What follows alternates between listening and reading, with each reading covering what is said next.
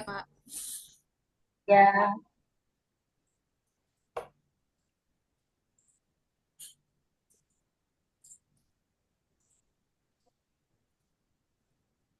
Selamat sore, selamat datang kembali di podcast Membangun Kesiapsiagaan Bela Negara, sub kelompok 2 dari kelompok 3. Kali ini saya, Sani Ronauli, sebagai moderator yang akan memandu diskusi kita hari ini. Baik, hari ini kita akan membahas topik yang sangat menarik, yaitu membangun kesiapsiagaan bela negara. Lebih dari sekedar teori di kelas, ini adalah landasan moral dan etika bagi kita sebagai calon aparatur negara. Dan kali ini saya tidak sendiri. Para peserta yang hadir kali ini juga tidak kalah antusias untuk mengikuti diskusi santai kita kali ini. Sebelumnya, mari kita terlebih dahulu perkenalkan para peserta yang hadir dalam podcast kita kali ini. Eh, Orang pertama yang boleh memperkenalkan diri, saya persilakan Mas Muhammad Yahya. Baik, selamat sore menjelang malam. Perkenalkan nama saya Muhammad Yahya. Saya dari Satker Dirjen Peternakan dan Kesehatan Hewan di Balai Veteriner Banjarbaru, Kalimantan Selatan. Oke, baik. Terima kasih Mas Muhammad Yahya. Untuk orang kedua, kita persilakan ke Mbak Meilan. Saya persilakan. izin perkenalkan, nama saya Milan Febrianti dari Balai Veteriner Subang. Baik, terima kasih. Selanjutnya ke Kak Farma. Saya persilakan untuk memperkenalkan diri. Selamat sore teman-teman semuanya. Perkenalkan nama saya Farma Doneta Ambarita. Saya dari Satker Sekjen. Terima kasih. Baik, terima kasih. Selanjutnya ada Mas Enggus. Silakan Mas Enggus diperkenalkan dirinya. Terima kasih Mbak Tania. Perkenalkan teman-teman, nama saya Gustian Al-Khwarizmi, bisa dipanggil Agus. Saya di Satker Dijen PSP. Baik, Maaf ya, terima kasih. karena lagi di jalan. Oke, aman Mas. Baik, Terima kasih Mbak. ya baik. Selanjutnya yang kita tunggu-tunggu, kita juga kedatangan narasumber kali ini. Ada kakak cantik, yaitu saya perkenalkan sebelumnya ada Ibu Veronica Ida Tampu Bolon, yang sekarang ini juga sudah hadir bersama kita. Terima kasih Ibu sudah hadir. Sekarang saya juga mempersilahkan Ibu untuk memperkenalkan diri. Untuk waktu dan tempat saya persilakan. Oke, terima kasih untuk kesempatannya. Saya Veronica Tampu Bolon.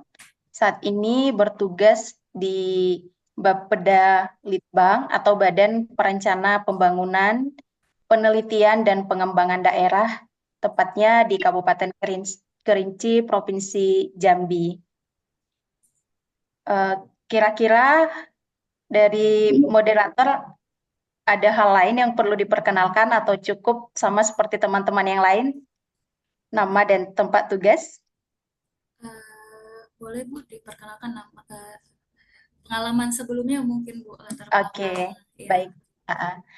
Jadi saya waktu kuliah S1, saya kuliah dengan jurusan Pendidikan Pancasila dan Kewarganegaraan. Tentu itu menumbuhkan rasa cinta dan juga pemahaman saya tentang bela negara tentunya.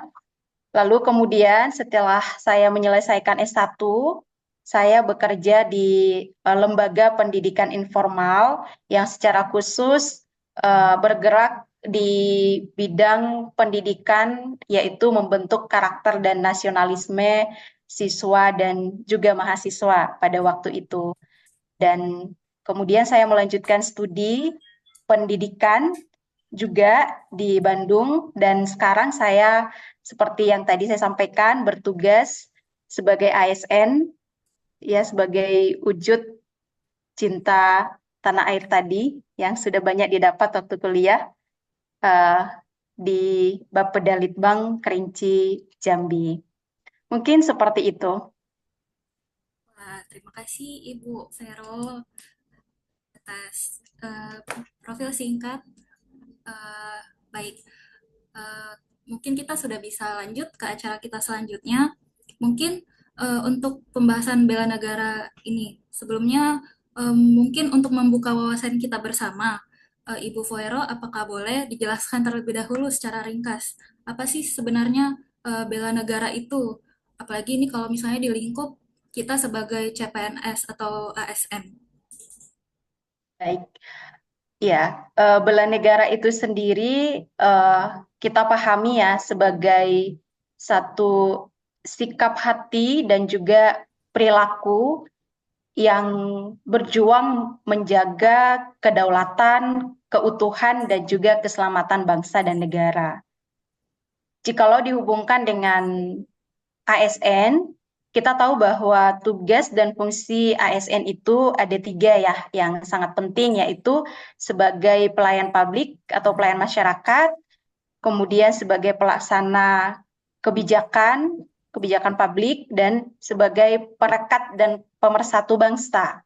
Nah, sehingga bela negara ini menjadi satu yang sangat penting dimiliki oleh semua ASN di dalam mengerjakan tugas dan fungsinya tadi. Dan bahkan yang bukan ASN pun, kalau dalam undang-undang ya kita bisa melihat bela negara itu disebut sebagai hak sekaligus kewajiban warga negara Indonesia. Mungkin seperti itu secara singkatnya. Oke, terima kasih Ibu Vero. Wah, sangat luar biasa sekali. Baiklah, kemudian kita akan lanjut lagi, Bu. Sepertinya teman-teman saya ini sudah tidak sabar untuk melanjutkan ke sesi diskusi atau tanya jawab. Mungkin untuk penanya pertama, boleh raise hand atau boleh on mic, bisa langsung ditanyakan kepada Ibu Vero. Bisa.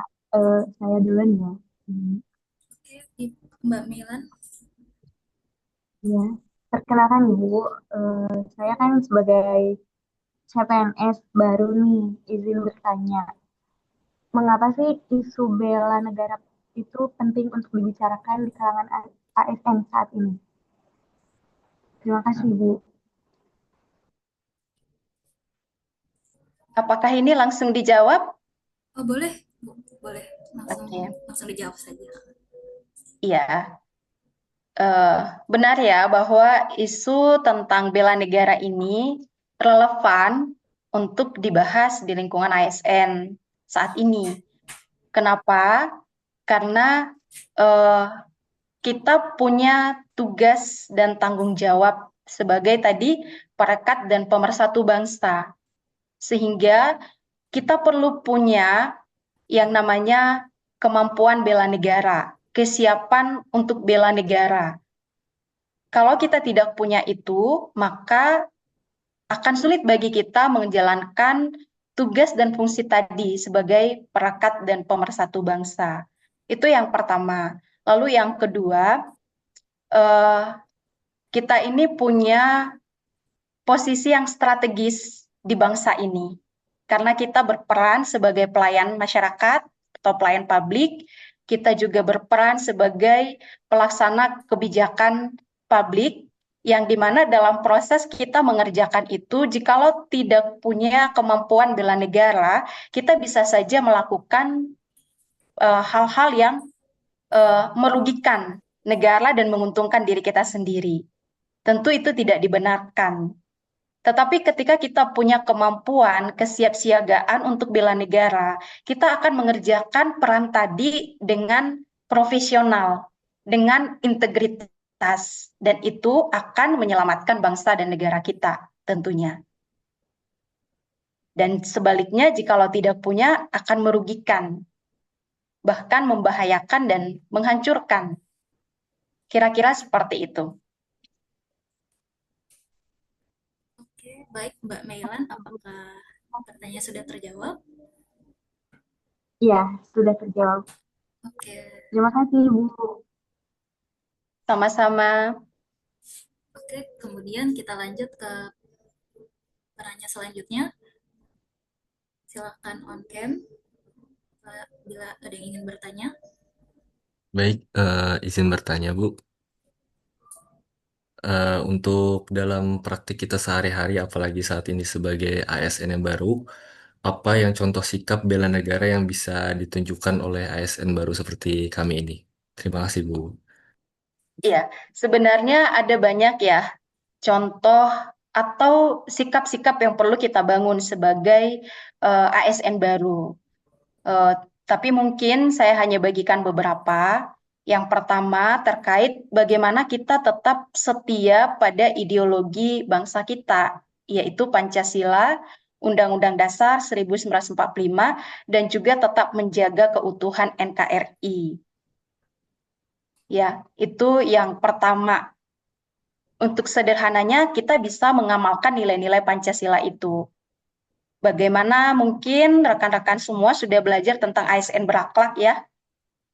Sudah mungkin ya. Ya, bagaimana kita menerapkan nilai-nilai itu? Itu bagian dari yang terkandung di dalam ideologi kita, Pancasila, dan juga di dalam konstitusi kita, Undang-Undang Dasar 1945, dan juga di dalam NKRI, Negara Kesatuan Republik Indonesia. Jadi bagaimana kita mengamalkan nilai-nilai itu di dalam bekerja, berorientasi pada pelayanan, akuntabel, bagaimana kita kompeten, bagaimana kita menjaga keharmonisan, bagaimana kita loyal kepada bangsa dan negara, dan bagaimana kita adaptif dan seterusnya. Itu yang pertama. Dan juga yang kedua, sekarang ini kan dunia yang arus digitalnya itu sangat kencang. Kita bisa menemukan atau mendapatkan banyak informasi dari media, ya. Dan di media itu ada banyak mungkin pemikiran-pemikiran atau hal-hal berita-berita atau hasutan-hasutan yang bisa saja memberikan ideologi yang bertentangan dengan bangsa kita. Misalkan radikalisme atau yang lainnya yang bertentangan dengan apa yang kita pegang di bangsa kita saat ini. Nah, sebagai seorang ASN, kita perlu memfilter, melihat mana yang bisa kita ikuti, mana yang tidak bisa kita ambil, gitu. Jadi supaya kita tidak mudah terpapar pandangan-pandangan, nilai-nilai di luar atau yang bertentangan dari Pancasila. Itu sangat penting sehingga kita nantinya juga bisa jadi teladan buat warga negara yang lain, rekan-rekan kita yang lain. Karena tadi kita punya fungsi sebagai perekat dan pemersatu bangsa. Kemudian yang selanjutnya itu kita perlu membangun sikap yang profesional dalam mengerjakan tugas kita sebagai ASN. Mungkin kalian akan melihat bagaimana banyak ASN yang bisa jadi malas dalam mengerjakan tugas dan fungsinya, tapi menerima gaji tiap bulan, seperti itu. Nah, sebagai ASN baru, perlu untuk tidak mengikuti atau melakukan hal yang sama, melainkan belajar untuk memahami tugas dan fungsi dengan benar, dan sungguh-sungguh mengerjakan itu, menjalankan itu. Jadi tidak menjadi ASN yang bermalas-malasan, karena kalau kita jadi ASN yang bermalas-malasan berarti tidak berintegritas, berarti merugikan bangsa, karena kita digaji untuk melakukan tugas dan fungsi itu, tapi kita tidak kerjakan dengan baik dan benar. Tentu itu tidak menyelamatkan bangsa, itu merugikan. Jadi tidak bisa disebutkan sebagai bela negara. Kemudian bagaimana kita menjaga supaya sebagai ASN itu bisa tetap menjadi orang yang bisa dipercaya, jujur, bertanggung jawab. Seperti yang tadi saya sampaikan, posisi ASN itu rentan untuk bisa menyalahgunakan kekuasaan ataupun menyalahgunakan dana keuangan daerah maupun pusat. Seperti itu. Nah, jadi bagaimana sebagai ASN mulai dari sekarang itu belajar untuk bertanggung jawab, untuk jujur, untuk profesional, meletakkan semua pada porsinya. Seperti itu. Selalu ingat bahwa kepentingan bangsa dan negara, kepentingan masyarakat, itu yang harus kita perjuangkan. Bukan semata-mata kepentingan pribadi atau kepentingan golongan kita. Nah, mungkin itu yang sangat mendasar ya. Tentu masih ada yang lainnya. Ya, begitu. Baik, terima kasih banyak Bu atas kiat-kiat yang telah dikasih oleh Ibu. Sama-sama. Baik, kemudian kita boleh lanjut ke penanya berikutnya. Teman-teman yang ingin bertanya dipersilakan. Baik, Ibu, saya ingin bertanya bagaimana supaya pemahaman ASN terkait bela negara ini meningkat, kira-kira program atau pelatihan apa yang efektif untuk dilakukan? Terima kasih. Iya, pertanyaan yang bagus ya. Nah, sebenarnya kalau dipikirkan lebih mendalam, karena saya orang pendidikan ya, jadi banyak mempelajari tentang ilmu pendidikan. eh, Bela negara ini tidak bisa dihasilkan secara instan sebenarnya. Tetapi itu adalah sesuatu yang harus dibentuk sejak dini.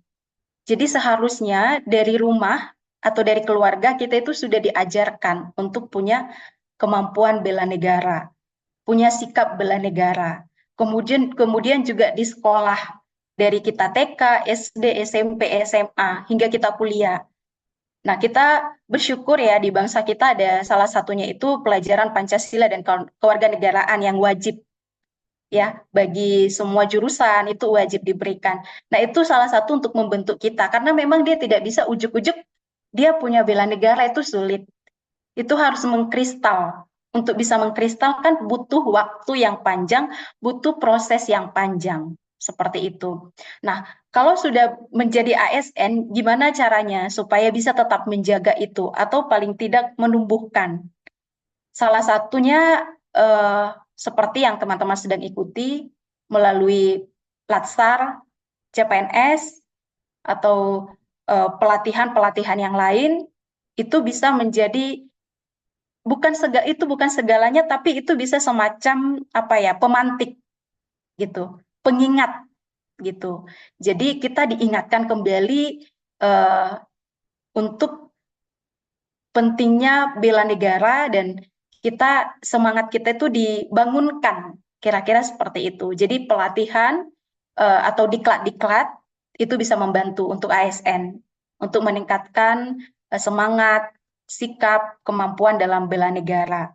Di luar itu kita bisa secara pribadi yang belajar, baik itu dengan kita membaca buku yang meningkatkan kemampuan bela negara kita, baik itu dengan kita menonton podcast, atau dengan kita berdiskusi bersama rekan-rekan, dan juga dengan kita berjuang membangun sikap bela negara itu lewat cara kita bekerja tadi, cara kita berperilaku sebagai ASN. Seperti itu. Baik, Ibu, terima kasih atas jawabannya. Sama-sama. Baik, kemudian kita lanjut boleh ke mungkin Mas Enggus ya, terakhir yang ingin bertanya. Pada Mas Enggus dipersilakan. Terima kasih Mas Arya. Izin aku bertanya. Mungkin yang akan saya tanyakan ini mungkin apa ya?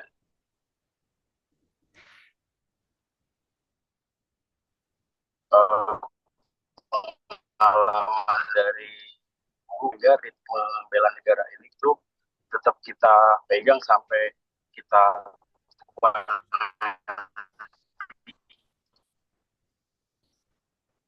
kita kan hal baru sebagai ASN. Mohon maaf, suaranya saya agak kurang. Kadang kita awalnya semangat, terus kita turun, semangat Mohon lagi. maaf, Nah, Mas untuk Enggus. menjaga negara. Ya, mohon maaf, Mas Enggus. Kayaknya suaranya kurang jelas. Atau mungkin pertanyaannya boleh di chat. Ya. Atau mungkin matiin video kali ya. Nggak tahu Oh, dengan iya, boleh. tanpa video suaranya lebih jelas. Ya, coba di off cam dulu, terus diulangi pertanyaannya.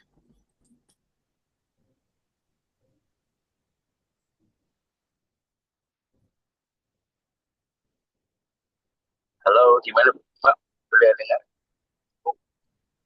Masih agak samar-samar nih, Mas Enggus. Atau off cam aja nggak Belum apa-apa, ya? tapi ya, off cam. Coba. Halo, Ya, dengar? Terdengar, cuma kayaknya masih agak putus-putus ya. Gimana, Bu? Terus, nah, Ya, kalau tidak bisa, kalau saya chat aja. Boleh via chat aja juga nggak apa-apa. Makasih, Mbak. Kita tunggu pertanyaan dari Mas Agus dulu.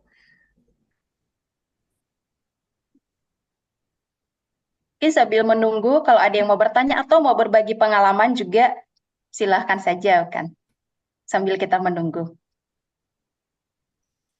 Iya, Bu. Jadi ini sebenarnya tugas pertama kita dan kebetulan kita dapat tugasnya itu topiknya yaitu membangun kesiapsiagaan bela negara bagi ASN. Jadi kita ini sebenarnya satu kelompok ada 10, tapi dibagi lagi menjadi 2 kelompok, menjadi 5 orang gitu, Bu. Dan ditugaskan untuk setiap kelompok membuat podcast. Dan harus Hmm, mencari narasumber yang memang kompeten di bidangnya. Jadi kebetulan saya kepikiran di Ibu. iya, ya, Iya. ya. Kemudian ada tugas pribadi juga untuk pengamalan nilai-nilai bela negara. Oke, sepertinya Mas Enggus sudah Mm-mm. membuat pertanyaan. Izin bertanya, cara menjaga ritme agar kita tetap semangat untuk bela negara sampai kita tua, seperti apa ya, Bu? Baik, Ibu. Iya, ini visioner ya. Dia sudah berpikir sampai tua nanti sebagai ASN. Luar biasa. Iya, cara menjaga ritme. Kalau pengalaman saya pribadi, bela negara itu dimiliki bukan hanya saat saya sudah jadi ASN ya. Tapi saya kalau flashback balik lagi ke belakang, sebenarnya dari kecil itu sudah punya nilai-nilai itu. Karena memang tadi diajarkan di keluarga juga, diajarkan oleh orang tua, seperti itu juga di sekolah gitu. Jadi dia kuat tertanam. Jadi memang kalau sudah mengkristal dalam diri kita, itu tidak akan mudah luntur gitu. Itu akan bertahan karena dia semacam prinsip, semacam nilai yang tertanam dalam diri kita. Jadi dia bukan sekedar kasmaran gitu. Kasmaran kan sekarang menggebu-gebu suka, besok belum tentu gitu, atau sebulan setahun lagi belum tentu gitu. Nah kalau bela negara ini, kalau dia mengkristal, dia nggak seperti itu. Dia akan tetap bertahan. Nah, tapi kita tentu perlu tetap waspada. Itu tadi ya. Jadi perlu terus menjaga supaya itu terpelihara dalam diri kita. Ya caranya adalah jangan lengah, jangan berikan kesempatan untuk bela negara dalam diri kita itu terkikis. Misalkan sebagai ASN dalam mengerjakan tupoksi kita, kalau ada kesempatan-kesempatan untuk tidak menunjukkan bela negara, jangan ikutin, jangan isi kesempatan itu dengan hal-hal yang bertentangan dengan bela negara gitu. Karena kalau kita sudah mulai nanti sekali oke, nggak apa-apa lah kita bermalas-malasan aja toh juga dapat gaji misalkan, atau nggak apa-apa lah kita menyalahgunakan jabatan ini, menyalahgunakan uh, keuangan keuangan ini sekali-sekali aja misalkan. Kalau kita sudah berpikir seperti itu, maka nanti yang pertama oke, nanti kita akan ulangi lagi, akhirnya jadi terbiasa, jadi mendarah daging. Akhirnya bela negara itu luntur. Jadi kita harus memang terus berjuang. Mungkin saya berbagi sedikit pengalaman baru-baru ini, ada, karena saya seorang perencana ya, saya jabatannya itu perencana ahli, jadi kita mengkoordinir semua eh, rencana-rencana strategis daerah dan juga perangkat daerah. Jadi semua subkegiatan, program, anggaran yang buat itu kita koordinir.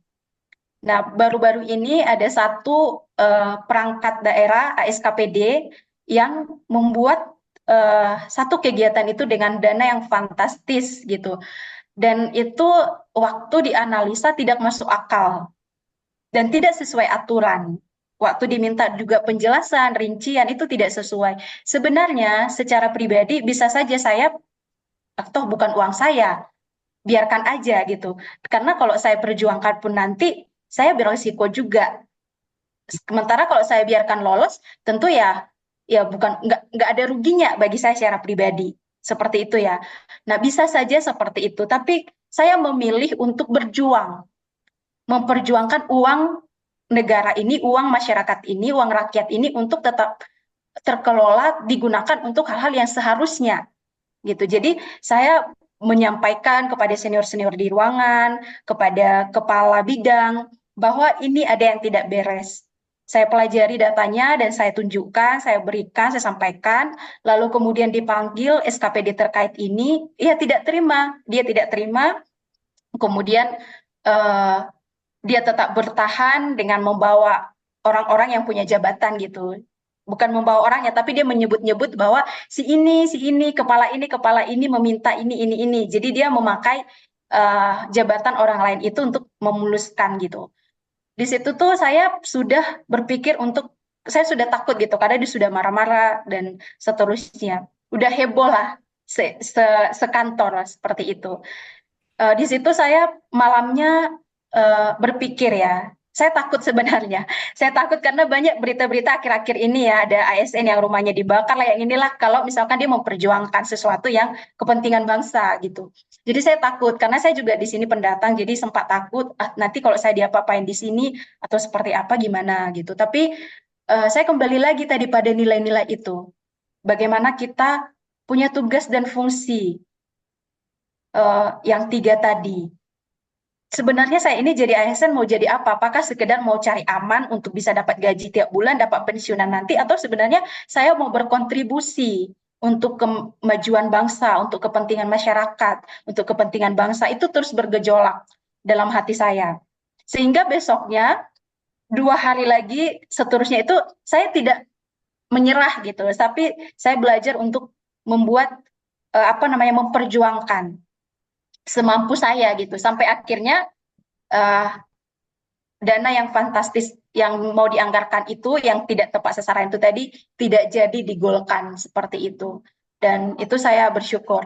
Nah, jadi itu kesempatan itu, kalau saya lewatkan begitu saja, biarkan aja seperti itu, ya mungkin sikap bela negara itu lambat laun akan memudar gitu. Tapi karena kita mempergunakan kesempatan itu, tidak memberi celah untuk ini menyimpang, kita tetap berjuang semampu kita, ya akhirnya bela negara itu tetap menyala dalam diri kita.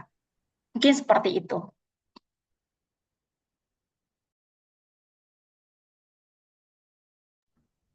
Oke, baik. Terima kasih Bu Vero untuk jawabannya yang sangat bagus. Gimana Mas Enggus, apakah kira-kira sudah cukup jelas?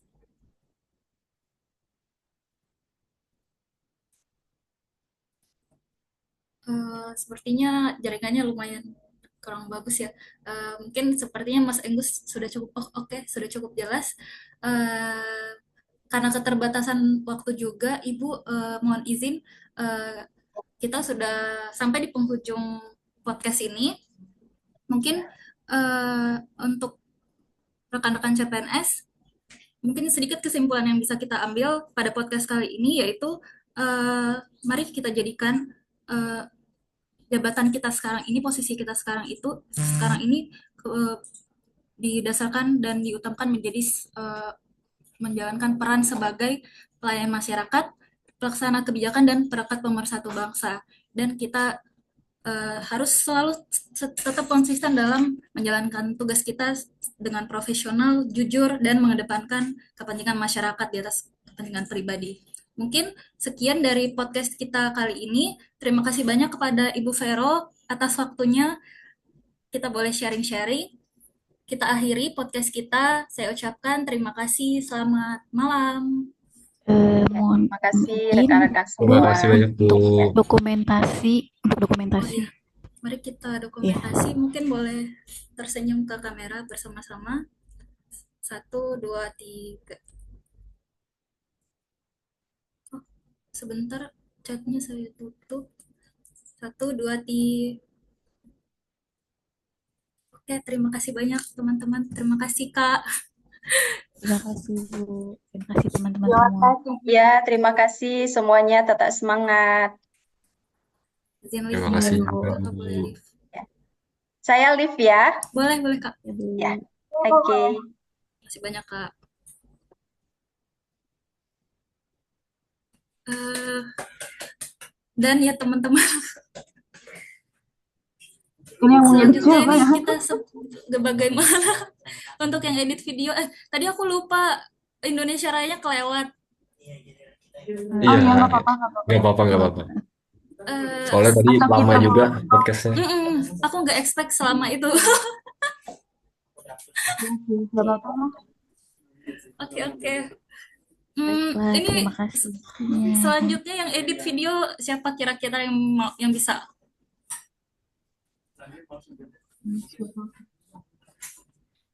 Gimana? Laptopku kayaknya kurang bagus sih, kayak suka lemot-lemot gitu Iya. sebenarnya. Kayak atau enggak langsung di-upload aja versi originalnya, nggak apa-apa kayaknya. Oh gitu. Atau enggak tambahin kayak di